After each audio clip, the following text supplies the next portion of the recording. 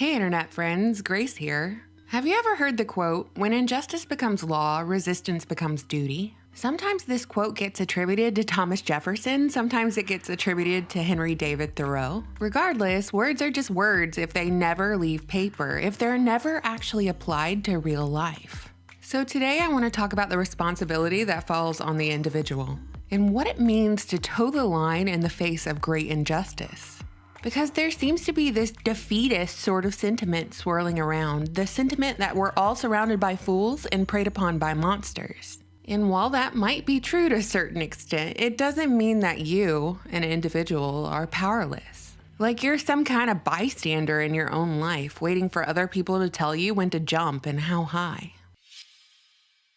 So I knew I wanted to discuss this idea when I saw this viral video being shared on Twitter. The actual footage is of a funeral. Basically, the patriarch of the family has died. Mom's understandably heartbroken after all, her husband's gone.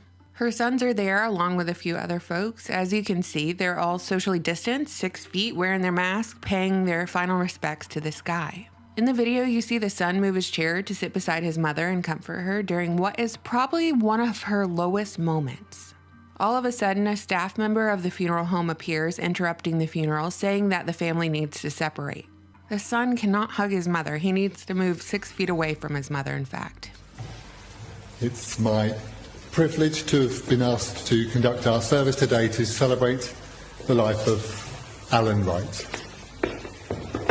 I therefore offer you all a very warm welcome as we unite in love and friendship to... You have to put the chairs back, I'm afraid. You can't move the chairs to yourself.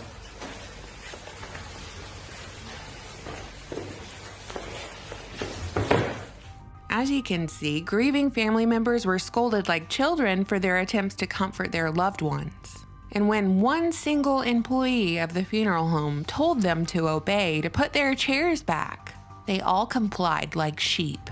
I mean, watch them all dispersed like there's some kind of fire lit under their butts. I'm surprised they didn't get the tape measures out to make sure they were actually 6 feet apart, because gosh darn it, if it's only 5 feet 11 inches, this one funeral could turn into 2 real fast. At least that's what the TV told me anyway. Now imagine being that funeral home employee and thinking to yourself, you know what's a good idea? For me to interrupt this funeral to stop this guy from comforting his mother after her husband just died. That guy saw a group of people in mourning and said to himself, you know what? I'm just gonna make this a little worse for them. But then, back it up, flip it, and reverse it. Imagine being the son who is comforting your grieving mother and being told by a stranger that you can't, and actually complying instead of telling them to go to hell. Listen, if you get kicked out of your dad's funeral for telling off the funeral staff who is ordering you not to hug your mother, you're not a disgrace at all. You're a legend. You see, both the staff member and the people who moved their chairs back have committed a sin that is equal in my book. They all towed the line. The family members all probably rode to the funeral in the same car. At some point, they probably went out to a restaurant and all sat shoulder to shoulder in the same booth. So why anyone would accept that you can't hug your own mother at your dad's funeral is beyond me. It's full-on police state. It's mindless obedience that has been perpetuated by months of lies and fear-mongering. It's straight up psychological torture. The son in the video that got reprimanded took to Facebook to voice his frustration with the situation.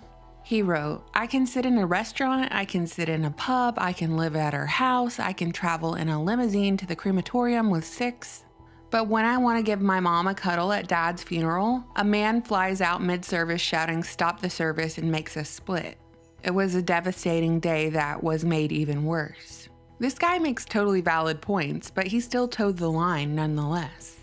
These words are worthless. This Facebook post is worthless. It's just scribbles on a screen if not put into practice. It's just a news story to produce outrage, normalize this practice, reinforce the tyranny, and something to program learned helplessness into society. Which is part of why I think a lot of these videos are released and go viral. So what is this? Just the collapse of Rome Part 2, this time with Wi-Fi? Are we all really so powerless and brainwashed that we must forfeit our dignity and humanity in exchange for this thing we call safety?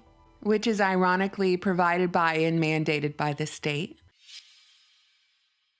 You know, a lot of people move through their lives like ghosts, thinking that their life just doesn't matter, that nothing here on this earth actually matters. Their impact, their legacy, if they have any at all, will fade as future generations take hold. So why bother at all? Frankly, I don't understand this mentality, nor do I want to be around people who have it. My view is that as individuals, we have the power to either lay the foundation for tyranny or be the gust of wind that blows over the house of cards. The choice is yours.